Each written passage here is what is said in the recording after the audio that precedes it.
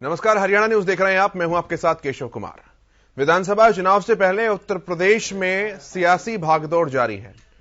जो पहले बातें कही जा रही थी कि भाजपा का किला बहुत मजबूत है, राजनीतिक विश्लेषकों ने अब अपनी इन बातों को पलट दिया है और अखिलेश यादव के पाले में गेंद अभी जाती हुई नजर आ रही है। सियासी मायनों के नजरिए से अगर देखें तो चुनाव तो अभी बहुत दूर है, भागदौड़ अभी बहुत ज्यादा होनी है, लेकिन भाजपा में जिस तरह से टूट का सिलसिला चला उसे डैमेज कंट्रोल करना एक बड़ी चुनौती बन गई है। बात करेंगे इस मुद्दे पर, राजनीतिक मायने समझेंगे, पार्टियों के अंदर क्या कुछ चल रहा है, इस विषय पर भी बात करेंगे, चर्चा करेंगे, लेकिन उससे पहले रिपोर्ट आप देखिए।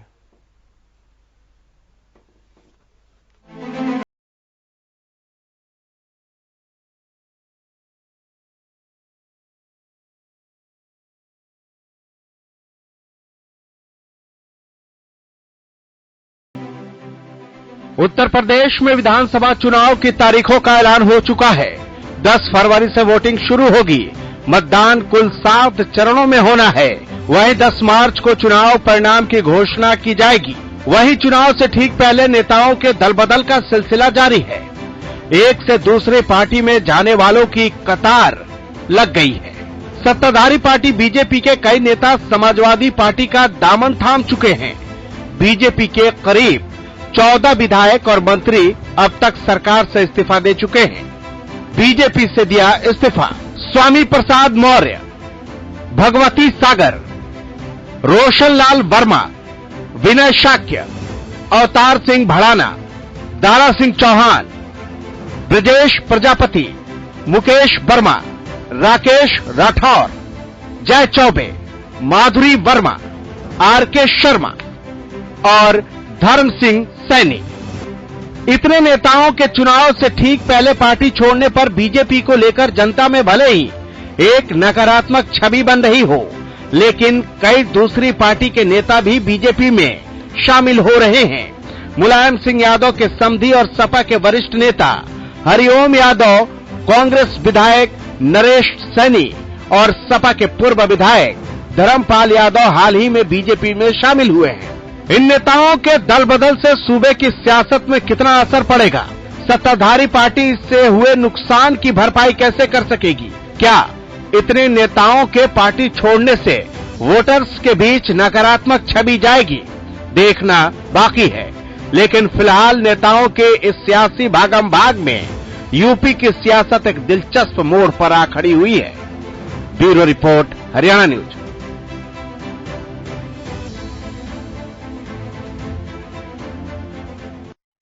तो आपको बताएं, पिछले एक महीने में कई भाजपा नेताओं ने पार्टी का साथ छोड़ा है। चुनावी समय में इन नेताओं का रूट कर सपा को अपना बनाना भाजपा के लिए कई तरह से नुकसानदेह हो सकता है। आने वाले दिनों में भी कई नेताओं के इस्तीफे की जानकारियां खबर आ रही हैं। जो नेता छोड़कर जा रहे हैं वो ही खुद संकेत इस बात के देते हैं। राधा कृष्ण शर्मा, जो कि बदायूं जिले के बिलसी से भाजपा विधायक है, उन्होंने छोड़ा। राकेश राठौर, जो कि सीतापुर से विधायक है, उन्होंने भाजपा का दामन छोड़ा। माधुरी वर्मा, जो कि बहराइच से नानपारा से विधायक है। जय चौबे संत कबीर नगर से विधायक हैं। राम इकबाल सिंह बलिया की चिलखार से पूर्व विधायक हैं। जयप्रकाश पांडे प्रदेश के प्रवक्ता हैं। अशोक कुमार वर्मा ये भाजपा अनुसूचित जाति मोर्चा के प्रदेश महामंत्री हैं। शशांक त्रिपाठी, जो कि भाजपा के टिकट पर चुनाव लड़ चुके हैं प्रयागराज से। कांति सिंह, जो कि भाजपा के पूर्व एमएलसी हैं। इसके अलावा ब्रजेश मिश्रा, जो कि प्रतापगढ़ से भाजपा के पूर्व विधायक हैं। रमाकांत यादव, जो कि आजमगढ़ से पूर्व सांसद हैं। राकेश त्यागी, जो कि बुलंदशहर जिला पंचायत सदस्य हैं। हेमंत निषाद, जो कि आगरा से हैं। ये वो तमाम नेता हैं जो इन 7 के अलावा हम आपको गिनवा रहे हैं। और अभी हाल ही के दिनों में जिस तरह से पलायन और ज्यादा बढ़ गया है, ये भाजपा के लिए और भी ज्यादा चिंता का विषय बन गया है।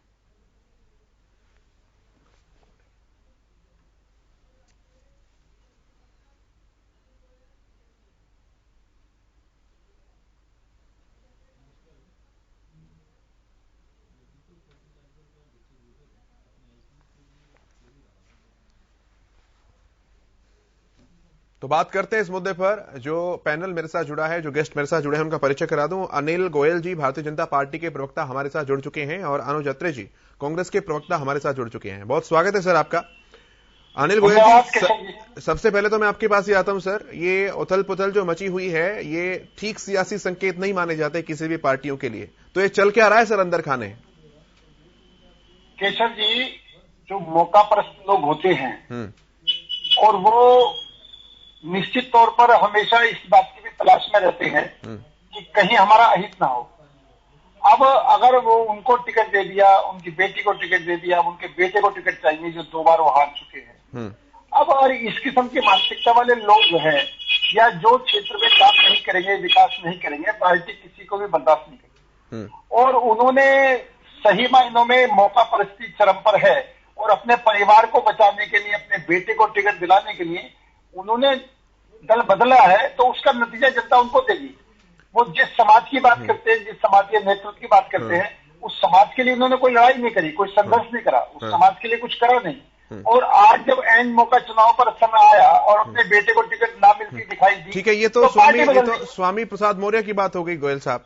इसके अलावा भी तो और लंबी चौड़ी फेरिस्त है ना सर। चौहान साहब चले गए, आज भी 2 विधायकों के इस्तीफे आए हैं। मैं बिल्कुल ये सब एक थैली के ही चट्टे बट्टे हैं, सबका कहीं ना कहीं हित नहीं सदा। पार्टी भाजपा के जो जितने कर्मठ कार्यकर्ता हैं, जो भाजपा किसी भी पार्टी के समर्पित नेता होते हैं, वो ऐसे समय पर दल बदल नहीं करते। ऐसे समय पर दल बदल वो ही करते हैं जो निश्चित तौर पर अपना पर्सनल हित साधने के लिए पार्टियां बदलते हैं। ठीक है, यानी कि पार्टी को इनके जाने से कोई नुकसान नहीं होगा चुनावों के नजरिए से, ऐसा आप कह रहे हैं? बिल्कुल नहीं होगा। और निश्चित तौर पर जनता भी इन बातों को समझ चुकी है कि ये ऐसे पेशेवर लोग हैं जो अपने हित के लिए समाज को बलि चढ़ाते हैं, अपने हित के लिए प्रदेश को बलि चढ़ाते हैं और अपने हित के लिए देश को बलि चढ़ाना पड़ा तो चढ़ाते हैं। ठीक है, इसलिए इनका कोई अस्तित्व नहीं है, जनता इन्हें स्वीकार नहीं करती। ठीक है, मैं अनुज अत्रे जी के पास आता हूं आज। अत्रे जी, आप उनकी बात का भी जवाब दे सकते हैं। क्या कुछ पक रहा है भाजपा के अंदर, यूपी भाजपा के अंदर? और आज आप लोगों ने भी 150 उम्मीदवारों की पहली सूची तो जारी कर दी है महिलाओं की। हाँ, देखिए, पहले तो मैं कांग्रेस की बात करता हूं, क्योंकि नकारात्मक बातों से शुरुआत नहीं करनी चाहिए, हमें एक पॉजिटिव शुरुआत करनी चाहिए। कांग्रेस पार्टी ने आज निश्चित तौर पे उत्तर प्रदेश की अपनी पहली लिस्ट जारी की है 125 उम्मीदवारों की सूची में। आधे महिलाओं का नाम, जिस तरह से प्रियंका जी ने कहा था कि हम 40% महिलाओं को लड़ाएंगे, उसमें से भी आज पहली लिस्ट में 40% ना होकर के 50% महिलाओं को उसमें से टिकट डिक्लेयर किया है, जो कि ये दूसरी पार्टियां कहा करते थे कि उत्तर प्रदेश में महिलाएं हैं। तो आज देखिए ये किस तरह से बता दिया है उनको कि पहली लिस्ट में देखिए कैसी और ऐसी सशक्त महिलाओं को टिकट दिया है, जिसमें दिखता है साफ कि महिलाएं अब जो है अत्याचार सहने की स्थिति में नहीं है। अब महिलाएं जो है इनके हाथ की कठपुतली बन करके रहना नहीं चाहती, क्योंकि बीते 3 दशकों से जब कांग्रेस पार्टी वहां पर सत्ता में नहीं है, तो भारतीय जनता पार्टी की 5 बार सरकार रही, 4 बार बहुजन समाजवादी पार्टी की रही और 3 बार समाजवादी पार्टी की सरकार। इन तीनों दलों ने मिलकर के जिस तरह से देश की और उत्तर प्रदेश की आधी आबादी, जिसमें हमारी माताएं बहनें आती हैं, उनको किस तरह से इन्होंने सशक्त करने की जगह पर चुनाव में वोट लेने के नाम पर तो महिला सशक्तिकरण की बात करते थे, बहुत बुरा महिलाओं पे अत्याचार और न जाने किस किस की सरकार। और जब चुनाव आने के बाद सबसे ज्यादा अगर किसी की प्रताड़ना हुई है उत्तर प्रदेश में, तो हमारी माताओं बहनों के ऊपर हुई है। तो प्रियंका जी ने जो उनके हक की लड़ाई उठाई है कि अब महिलाएं जो है घर में बैठ के चूल्हा नहीं फूकेंगी, अब वो राजनीति में आगे आकर के अपनी अग्रणी भूमिका निभाएंगी और प्रदेश को जो है एक नेतृत्व प्रदान करेंगी। तो उसी के तहत देखिए आज दिखा दे कोई, जितनी टिकट आज पहली लिस्ट में कांग्रेस पार्टी ने दी महिलाओं को दी है, ये पूरी की पूरी अपनी तीनों राजनीतिक दलों को मैं करता हूँ। लुईस खुर्शीद को भी दिया गया है, तो थोड़ा बहुत तो सिफारिश वगैरह वाला फंडा भी चला है ना, इसका मतलब? नहीं, सिफारिश कहाँ? लुईस खुर्शीद जी तो पहले भी चुनाव लड़ चुकी हैं, बहुत सक्रिय महिला हैं वो। इसमें कहां से? मुझे लगता है आपको शायद जानकारी नहीं है उनके। ना मेरे को जानकारी तो है, लेकिन चूंकि आप बात कर रहे हैं कि सशक्तिकरण के लिहाज से दिया गया है, हमने उन्नाव रेप पीड़िता की मां को दिया है, आशा वर्कर्स को दिया है, CAA NRC विरोध करने वाली महिलाओं को दिया। ठीक है सर, वो अच्छी बात है, आप क्राइटेरिया, मैं उस पर कोई क्वेश्चन नहीं कर रहा हूं, लेकिन पार्टी के कैडर को भी दिया गया ना सर? निश्चित तौर पे दिया गया। देखिए सबको जो है सम्मिलित करके चला जाता है, बैलेंस करके चला जाता है। पार्टी कैडर को भी दिया है, एक जो समाज में जो सशक्त महिलाएं हैं, जो अपना सशक्त प्रभाव रखती हैं, उनको भी साथ लिया गया है। कहीं ना कहीं सशक्त जो भूमिका में जिनको अनुभव रहा है सामाजिक कार्य का, उनको भी लिया गया है। लुईस खुर्शीद जी की अगर आप बात करें तो मैं आपको याद दिलाऊं कि पहले भी चुनाव लड़ा है और बहुत लंबा उनको अनुभव रहा है बच्चों की शिक्षा को लेकर के।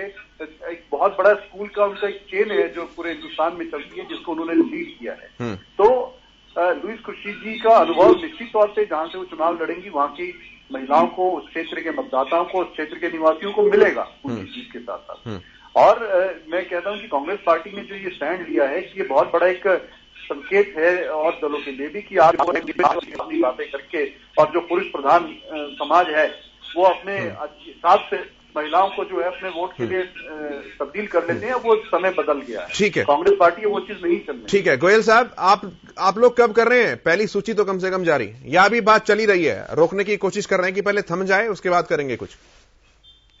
केशव जी, सूची तो जारी हो जाएगी, समय से पहले सूची जारी हो जाएगी, लेकिन मेरे अनुज आत्रेय जी बहुत समझदार, बहुत बुद्धिजीवी मेरे भाई है, और मैं एक बात नहीं समझ पा रहा हूं कि आज ये महिला सशक्तिकरण, महिला की बात बड़ी लंबी चौड़ी कह रहे हैं।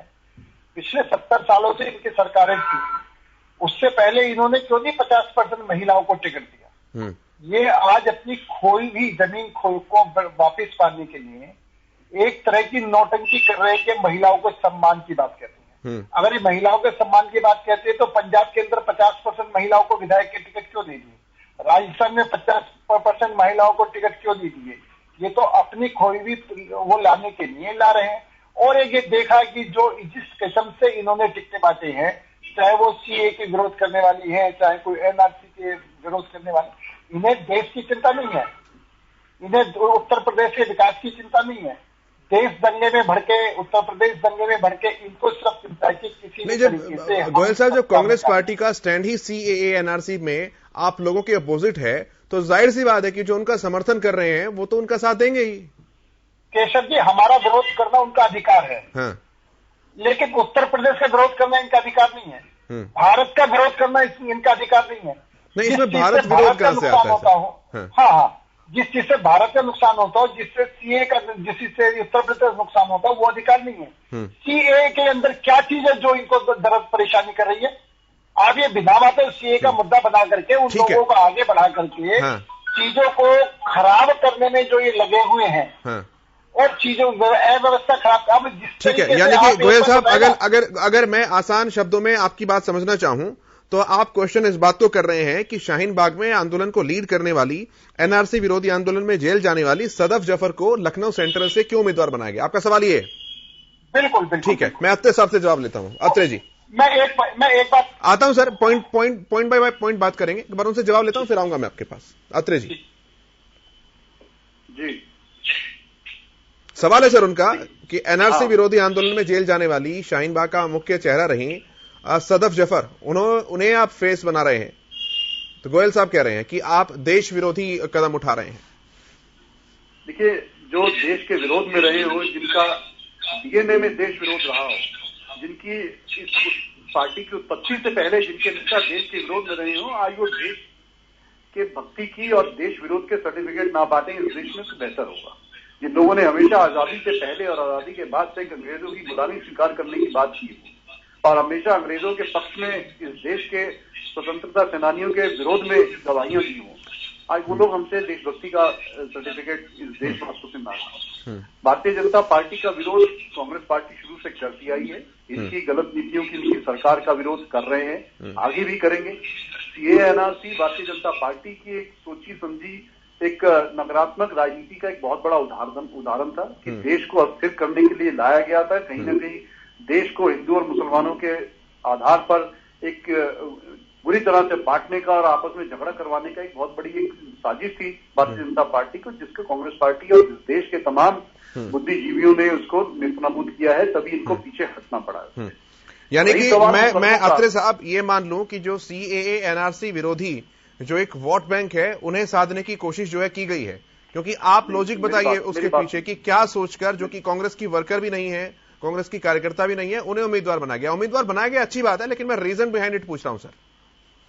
देखिए, वो शुरू से कांग्रेस से जुड़ी नहीं है। कांग्रेस पार्टी के वर्कर और उम्मीदवारों का सवाल तो आपको भारतीय जनता पार्टी से पूछना चाहिए कि जिनका कार्यशैली बीते 7 वर्षों से ऐसी रही है कि रातों रात दूसरी पार्टी के नेताओं को इंपोर्ट करके, और ऐसे नेताओं को जिनके ऊपर सबसे ज्यादा इन्होंने भ्रष्टाचार के और तमाम तरह के गलत आरोप लगाए हों। अत्रे साहब, मैं आपसे क्वेश्चन कर रहा हूं तो आप क्वेश्चन को दूसरी तरफ टॉस कर रहे हैं और अगले दिन चुनाव लड़ा दिया। मैं पूछूंगा सवाल, मैं उनसे भी पूछूंगा सवाल, लेकिन सर पहले मेरे सवाल का तो जवाब दीजिए आप। हाँ, मैं आपके सवाल का जवाब देता हूँ। देखिए, सदर जफर की आप बात कर रहे हैं, उनकी बात कर रहे हैं, तो वो किसी भी इस देश के नागरिक को हमारा संविधान स्वतंत्रता देता है कि जब तक आपको किसी मुकदमे में सजा ना हो आप चुनाव लड़ सकते हैं। और ये पॉलिटिकल मुकदमा एक राजनीतिक मुकदमा था जो उनके ऊपर दायर किया गया था, और किस दृष्टि से दायर किया गया था भारतीय जनता पार्टी की सोच सबको मालूम। तो केस उसमें चल रहा है, उनको कोर्ट तय करेगा क्या है उनका आधार, लेकिन ठीक है, ये गलत मुकदमा उनके ऊपर गलत नीयत से डाला गया मुकदमा, गलत नीयत से, ठीक छात्रा के ऊपर डाला गया मुकदमा, क्योंकि वो भारतीय जनता पार्टी का विरोध कर रही थी और एक अल्पसंख्यक समुदाय से आती है, तो इस देश में उनको चुनाव लड़ने का अधिकार नहीं है। तो ये कांग्रेस पार्टी ऐसा होने नहीं है। ठीक है, भारतीय जनता पार्टी का विरोध गलत नीतियों में जो गोयल साहब के पास में आता हूं। गोयल साहब, जब मुख्यमंत्री योगी आदित्यनाथ कहते हैं कि चुनाव 80 और 20 का चुनाव है, जब लखनऊ से और मथुरा से लड़वाने की उन्हें बात कही जाती है, तो ठीक है, आप अगर हिंदुत्व के मुद्दे पर आगे बढ़कर चुनाव लड़ रहे हैं तो वो आपकी पॉलिटिकल आइडियोलॉजी है, वो आपका पॉलिटिकल स्टैंड है। लेकिन अगर कांग्रेस अगर सदफ जफर को उम्मीदवार बना रही है तो इसमें फिर देशभक्ति बनाम देश विरोध ये कहां से आ जाता है सर? मतलब आप जो करें वो हिंदुत्ववादी हो, राष्ट्रवादी हो तो वो चलेगा, लेकिन अगर वो अपने आइडियोलॉजिकल स्टैंड के लिए कर रहे हैं तो फिर वो गलत है। जनता कर लेगी फैसला। बिल्कुल आप ठीक कह रहे हो, और मेरे छोटे भाई अनुज जी सही बातों में अनगरल बात करके विषय को भटकाना चाह रहे हैं। बिल्कुल मुद्दे पर बात करनी चाहिए। अब ये कहते हैं कि सीएए की जो महिला को इन्होंने टिकट दिया है वो पुरानी कांग्रेस की कार्यकर्ता थी या पुरानी कांग्रेस की कार्यकर्ता है, तो इसका मतलब सीएए आंदोलन इन्होंने कांग्रेस के झंडे पर क्यों नहीं करा?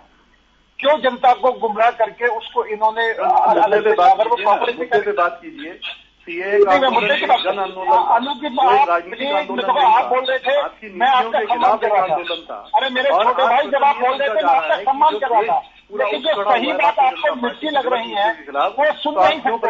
आप सही बात भेजना नहीं चाहते ना। यात्रा साहब एक ही कर, अनुज जी आप बोल रहे थे वो सुन रहे थे, अब वो बोल रहे हैं आप सुन लीजिए, मैं फिर आ जाऊंगा आपके पास। बोलिए गोयल साहब। मेरा केशव जी ये कहना है कि इसका मतलब ये कहे कि सीएए कांग्रेस ने करा है। आप इस तरीके से जब उसको कांग्रेस की पुरानी कार्यकर्ता ये कह रहे हैं, अगर ये कहता, आज मैं आपकी बात से मैं सहमत था, लेकिन अनुज जी ने कहा कि पुरानी कार्यकर्ता, तो इसका मतलब ये है कि सीएए का आंदोलन जो है इन्होंने खड़ा करा था। देश में झगड़ा ये करवाना चाहते थे, देश में दंगा ये कराना चाहते थे, और आरोप भाजपा पर लगाते हैं। और जो ये हम पर कह रहे हैं ना कि हमने देश में दंगे कराना चाहते हैं, अरे ये वो बीजेपी पार्टी है, ये वो आरएसएस का संगठन है जिसने 26 जनवरी की परेड में शामिल इनकी कांग्रेस की सरकार ने कहा था। अगर हम वो है तो उन्होंने उसमें क्यों उन्होंने परेड में शामिल करा? देश पर कभी भी विपत्ति आई है, वहां पर हमारा आरएसएस का स्वयंसेवक, भाजपा कार्यकर्ता कंधे से कंधा मिला करके देश की सेवा में हमेशा खड़े रहे हैं, और ये लोग आज देशभक्ति की बात करते हैं। तो इसलिए, और जो अभी आपने प्रश्न करा 80 और 20 का, वो कांग्रेस का नजरिया कुछ भी हो सकता है। हमारा तो निश्चित तौर पर ये कहना है कि जो व्यक्ति नकारात्मक सोच लेकर के चल रहे हैं, जिनको निगेटिव की बात है, जो देश का तरक्की नहीं चाहते, देश को आगे बढ़ने देना नहीं चाहते, जो हमेशा नकारात्मक करते हैं, और यहाँ तक कि जिनको अपने गर्दन काट के भी दे दे तो भी वो हमारे नहीं हो सकते, तो ऐसे व्यक्तियों को हमने कहा कि ऐसे 20% व्यक्ति हमारा विरोध करेंगे। हमें उन 20% के व्यक्ति के विरोध करने की चिंता नहीं है। हमें तो जो 80% हमारे पास है, और वो 20% के अंदर हम सभी राजनीतिक दलों के समर्थक लोगों को भी हमने इसमें जोड़ा है। यानी कि मतलब जो सभी राजनीतिक दल है इनको मिलाकर 20% की है। तो गोयल साहब ध्रुवीकरण किया ही जा रहा है ना सर, इसको नकार थोड़ी ना सकते हैं आप, पोलराइजेशन कर रहे हैं। केशव जी, ध्रुवीकरण कर रही है कांग्रेस, जो सीए के विरोध के नारे लगाने वाले, भारत के खिलाफ चलने वालों को टिकट दे रही है, ये वो ध्रुवीकरण कर रही है। और हिंदू समाज देख रहा है कि मुस्लिम तुष्टिकरण राजनीति कब तक होगी, मुस्लिमों को कब तक, हिंदुओं को कब तक नंबर 2 का नागरिक समझेंगे, हिंदुओं को कब तक दबाएंगे, और वो निश्चित तौर पर छुटकारा चाह रही है, और छुटकारा चाहने वाले इसका इनका जवाब मिल रहा है। और एक तरफ ये जनेऊ पहन करके ऊपर बैठते हैं, मंदिरों में चक्कर काटते हैं। आप ये कहीं नहीं कर पा रहे कि हम हिंदुओं के साथ हैं, मुसलमानों के साथ हैं, और यहाँ हिंदू मुस्लिम नहीं है, देश के विकास की बात है। ठीक है, ठीक है। और जब देश का विकास, मैं जवाब लेता हूँ, तो विकास की बात करें। मैं जवाब लेता हूँ, अनुज जी जवाब दीजिए। देखिए, आ गए ना, ये गोयल साहब ने अपना दिखा दिया, एक तरीके दे दिया, जो इनकी मानसिकता भारतीय जनता पार्टी की है वही उन्होंने बता दिया। ये स्पष्ट करें कि हिंदुओं के साथ है या मुसलमान के साथ है। तो भारतीय जनता पार्टी की सोच आज आपके दर्शकों के सामने आ गई है। ये जनता को केवल इस दृष्टि से देखते हैं कि ये हिंदू है या मुसलमान है। मुसलमान है तो हमारे साथ नहीं, अभी के साथ। लेकिन कांग्रेस पार्टी में और इनमें यही फर्क है जमीन आसमान का। हमारे लिए पूरे के पूरे 125 करोड़ देशवासी हमारे हैं, वो किसी भी धर्म से आते हो, किसी भी वर्ग से आते हो, किसी भी राजनीतिक दल से आते हो। इसी तरह की बातें देश की आजादी के समय जब अंग्रेजों ने कही थी कि जो देश की आजादी में हमारे जो स्वतंत्रता सेनानी थे उनको आतंकवादी कहा गया। आज यही जो भारतीय जनता पार्टी का देश में विरोध किया जाता है, उनको देश विरोधी का तमगा देने का काम ये भारतीय जनता पार्टी के लोग करते हैं, समाज में जहर फैलाने का काम करते हैं। लेकिन ये जनता बता देगी, जब अपने वोट की चोट से इनको सबक सिखाया जाएगा तो इनको पता चल जाएगा कि कौन इनके साथ है, कौन इनके खिलाफ है। और भाजपा विरोध जो देश विरोध नहीं चलाया जा सकता। देश विरोध करने वाली पार्टी इस समय सत्ता पे बैठी हुई है। देश विरोध वो होता है कि जो देश के विरोध में काम किया जाए। आज लगातार देश के विरोध में, देश की जनता के विरोध में इनकी नीतियां बनाई जा रही है, जिससे देश हमारा बर्बादी की कगार पर चला जा रहा है। आज लगातार देश में बेरोजगारी बढ़ रही है, लगातार देश में गरीबी बढ़ रही है, हमारी अर्थव्यवस्था जो है गर्त में जाती जा रही है। ये उन पर बात नहीं करेंगे अनुज जी। इनका जवाब ये होगा कि 80% हिंदू हमारे हैं, 20% मुसलमान नहीं है हमारे हैं। आज उस पर ये चर्चा करना चाहते हैं। अनुज जी, ये अपना आंकड़ा दे रहे हैं कि हम पूर्ण बहुमत के साथ सरकार बनाएंगे। कांग्रेस का कितना कॉन्फिडेंस है इस चीज को लेकर? देखिए, इनके पास तो अपना एक आंकड़ा बताने का इनके पास आधार रहता है, क्योंकि कहीं ना कहीं इनके पास एक जादुई जिन्न है जो चुनाव में ये रगड़ के उसको सामने नतीजे ले आते हैं। हमारे पास ऐसा कोई जादुई जिन्न नहीं है। हम तो जनता के आशीर्वाद के भरोसे चुनाव में उतरते हैं और हमें पूर्ण विश्वास है कि इन 5 प्रदेशों के चुनाव में कांग्रेस पार्टी को इस देश की जनता अपना पूरा आशीर्वाद देगी और भारतीय जनता पार्टी का बिस्तरा इन 5 चुनाव के राज्यों से जो है बिस्तरगोल होने वाला है। ठीक है, गोयल साहब जवाब। केशव जी, सही मायनों में हिंदू मुस्लिम कर रही है। 80-20 का मैंने बड़ा स्पष्ट बताया कि जो नकारात्मक सोचते हैं, जो विरोधी दल के लोग हैं, हम उन सबको मान रहे। हिंदू मुस्लिम ये कह रहे, हम नहीं कर रहे। मतलब 80 में मुस्लिम की राजनीति गोयल साहब यहाँ स्पष्ट कर दीजिए ना, मतलब जो 80 वाला है उसमें मुसलमान आते हैं ना?